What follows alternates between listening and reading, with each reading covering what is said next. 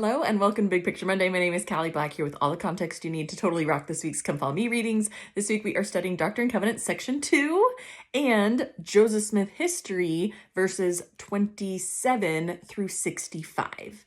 So we're picking up where we left off last week in Joseph Smith history and reading the next chunk, almost to the end, honestly. There's only a little portion left that we'll get to in a few weeks. And then we also are reading the second section in the Doctrine and Covenants. DNC 2 is actually the first section chronologically in the Doctrine and Covenants. You'll remember that section 1 was written like a year and a half after the church was organized as a preface. It was meant to be a preface. So DNC 2 is actually the first one that occurred in chronological order. So here we go, diving into the beginning of the story as the Doctrine and Covenants has it. Now the overview, the quick summary for this entire week is we're talking about the forthcoming of the Book of Mormon. Such an exciting topic to talk about. There's lots of details. It's a big story, and we just get like little glimpses of it. The Doctrine and Covenants gives us not very much at all, as you'll see if you look at section 2. But Joseph Smith history does give us a lot of details. It is a lot of verses that we're reading in Joseph Smith history, so just heads up, and it's those longer verses in Joseph Smith history. But it is a good story, and there are so many details in there. We don't read this part as much as we do the first vision part, and so it's cool to dive into this and kind of hear Joseph's narration, because there was a lot of stuff going on at this time that he had to deal with. Now, Doctrine and Covenants section 2, if you look at that, like I said, it's very short. It is 3 verses long, very short. It actually comes from Joseph Smith history. What you see in Doctrine and Covenants section 2 are scriptures that Angel Moroni quoted to Joseph Smith when Moroni told Joseph Smith about the Book of Mormon, about the gold plates that he would translate. So as Joseph tells the story in Joseph Smith history, he's going to quote a bunch of scriptures that Moroni quoted to him. He's going to quote some scriptures from Isaiah, from Malachi, from Acts, from the book of Joel. And then the scriptures from Malachi are the ones that make it into Doctrine and Covenants section 2. So if you read those verses, they're going to be very familiar verses to you, I promise that. But those are just verses that Angel Moroni quoted to Joseph as he appeared in 1823. So let's talk about it, though. In Joseph Smith history, we get the full story. Remember that this history was written in 1838, published in 1842. We went through that all last week, so I'm not going to go into that. But it is good to remember that Joseph has the perspective of this is many years afterwards, after the event, and he is wanting to kind of like put the story out, clear the air, put his events out there, because in 1838 he had been facing a lot of persecution, a lot of accusations, and that's going to come into play this week as we see what Joseph chooses to include in his own history that then gets put in the Pearl of Great Price. A portion of his history gets put in the Pearl of Great Price, and that's what we now read as Joseph Smith history. So 1820 was when the first vision occurred. That's easy to remember because the bicentennial was in 2020. So 1820, first vision. 3 years later, this is now 1823, and Joseph had not received a lot of instruction from the Lord. He had that great first vision. He had told a few people about it, but he just, at this point, 3 years later now, he felt lost. He felt confused. He knew that he had sinned. And he even says, like, nothing crazy, but like, I was just a young man. He was 17 years old at this time, and he knew he needed more direction. He wanted to know of his standing before God again, and he wanted to know like what else he needed to do. So just like before, just like with the first vision, for this second vision now, he says a prayer. And this time he prays in his bedroom. And as he's praying, Angel Moroni comes to visit him. Now, who is this Moroni? I'm like, oh, it's an old friend. We just were talking about him a month ago, right? As we finished up the Book of Mormon. Moroni was the final author and compiler of the Book of Mormon. Now, it is called the Book of Mormon because Moroni's father, Mormon, did most of the compiling, and he rewrote like most of the Book of Mormon. So Mormon gets the name of the book. But Moroni is the final surviving righteous Nephite prophet. He's the one who abridges the book of Ether. He finishes up his father's record. He writes his own stuff. And then Moroni is the last person to touch these gold plates and these records and these relics as they are then buried in a hill. And then this is in 400 AD. So 1400 years later, Moroni now gets the opportunity to come back in his angel form to appear to Joseph Smith and tell him all about these gold plates, this whole civilization that he didn't even know existed, that Joseph didn't know existed, and to say, you are going to get to see these gold plates and you are going to help translate them. And he showed Joseph in a vision where these plates were, and Joseph knew exactly where that was. But Moroni did say that he needed to come back to that location for 4 years, every single year on the same exact day, and that 4 years later, he would be able to actually retrieve the plates and start the translation. So this is Joseph at 17 years old getting these first initial instructions.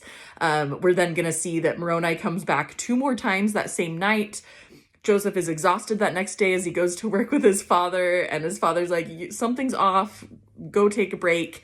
Joseph ends up like passing out because he's so tired, and Angel Moroni comes to visit him one more time that next morning to deliver the same message, and he also says, tell your father about this. And Joseph finally tells his dad what this angel has been teaching him, and his dad immediately believes him and says, go to that location. You need to go. And so Joseph goes to this location and he is able to see the gold plates, but he's told not to touch them. He is not allowed to touch them. He needs to come back every single year on September 21st. That is where he is going to see the plates. And then 4 years later, he is able to get the plates. Now, in those 4 years, there are some important things that happen. First of all, Joseph is 17 years old. He is starting to work and try and earn a living more. And so he starts working for a man named Josiah Stoll. And as part of working for Josiah Stoll, he moves to a place called Harmony, Pennsylvania to work. And while he's there, he happens to meet someone named Emma Hale, and they end up falling in love and getting married. So Joseph has now married Emma Hale, and now it's been 4 years later. And Joseph is able to go back. This time he is able to retrieve the gold plates. There's been a lot of persecution in Harmony where he and Emma were. And so they're back in New York now by Joseph Smith's parents' house at their farm, at their location. And the persecution is starting to mount there too. Joseph is trying to now translate these gold plates, and he is able to translate. He gets the plates in September of 1827, and he says between September and like February of that next year, 1828, he's able to do some good translation. It's also at this time that he meets someone named Martin Harris. Now, I'm sure you know that name. We'll dive way more into him in the future, but just as a quick introduction to Martin Harris, Martin got to know Joseph, and Martin was much more wealthy. Martin actually owned his own farm. And so he had financial means that Joseph Smith did not have at that time. And Martin was immediately attracted to what Joseph was doing. And he learned about these gold plates and the translation process. And so in February of 1828, Martin was really kind of curious. Like, I really want to believe Joseph. I want to help him. But is this legit? And so he, with Joseph's permission, took some of the characters, the translated characters with the translation that Joseph gave to him. And Martin Harris decided to head to the east. And he actually went to quite a few different places, and he stopped and talked with different professionals and professors. But eventually he went to Columbia University, which is in New York, and he met a young professor named Charles Anthon. And according to Martin Harris, he showed Charles Anthon these characters, and Charles Anthon said, yes, that is a Native American language that has Egyptian ties to it. I've never seen that before, but that is legit. And he even wrote up a certificate of authentication. And then as soon as Martin Harris revealed that these came from a book that were given to someone he knew by an angel, according to Martin Harris, Charles immediately ripped up that letter of authentication and said, nope, that's not legit. I'm not endorsing that. And then Martin Harris went back home. So that's what you'll read about in the actual story of Joseph Smith history. Now, there are 2 people mentioned in Joseph Smith history in those verses that I want to just give you a little bit more detail on because I think they're worth diving into. The first is Josiah Stoll, and this is the person that Joseph worked for And that's why he moved to Harmony, Pennsylvania for a little while. And as you read Joseph Smith history, you're going to see right away Joseph is trying to defend himself from some accusations. Joseph has been called a money digger. And Joseph wants to set the record straight. And so he's wanting to say, listen, let me explain to you what happened when I worked for Josiah Stoll. And basically some general context is that around that time, there were lots of rumors going around that there was buried Spanish treasure. And so a lot of entrepreneurial individuals were trying to dig for this treasure. But where do you even dig? How do you know where to dig? Well, you start to try and find people who you believe can talk with the divine, with the supernatural, in order to get clues as to where the treasure should actually be. And there were actually a lot of people who were claiming to receive visions, and a lot of people who had stones in particular, and they were called seers. And so these seers were being hired by individuals in order to use their special abilities to go and find where treasure was. Now, Joseph had absolutely gotten himself a reputation as a seer at this point. He had shared about this vision that he had seen. He had talked with an angel. He had seen an ancient record. He had found a buried treasure, right? And so it's at this point that Josiah Stoll knows of Joseph's reputation, and he goes to hire Joseph, and Joseph goes to work for Josiah Stoll. Now, from the records that we have, Joseph's father was like, don't do this. You should only use your gifts to glorify God. But Joseph did it. He was not successful, though. No Spanish treasure was ever found. And eventually Joseph did convince Josiah Stoll to just call the whole thing off and end that. So you'll see Joseph trying to defend his reputation there and say, like, listen, this is what happened. I got this reputation as a money digger because of it, but I want to clear the air that this is the story of what actually happened here. The other person I want to talk about is Charles Anthon, because a lot of us are probably familiar with this account of Martin Harris. And in fact, Joseph turns it over to Martin Harris, tell your side of the story.